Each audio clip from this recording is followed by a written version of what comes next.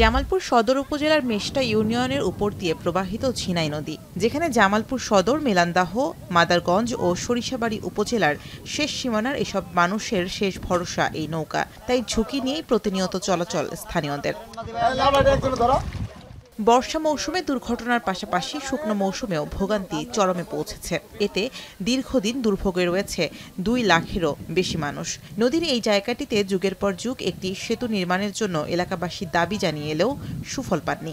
রসুন, কাঁচামরিচ থেকে শুরু করে যে সকল খাদ্যপণ্য উৎপাদন হয়, এই উৎপাদন বেশিরভাগই কাঁচামাল।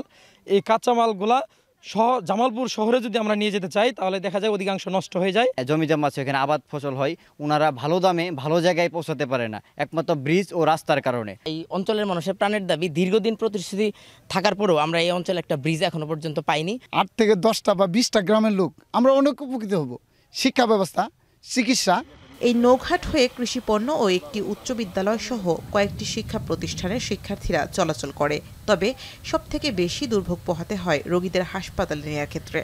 এখানে কোনো ব্রিজ নাই, কোনো রাস্তা নাই।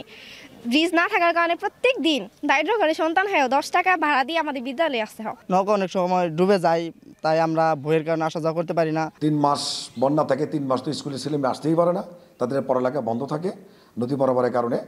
এলজিডি বলছে ইতিমধ্যে একটি সেতুর জন্য প্রস্তাবনা পাঠানো হয়েছে, আর সড়ক ব্যবস্থা উন্নয়নের জন্য কাজ চলমান রয়েছে বলেও জানান কর্মকর্তারা।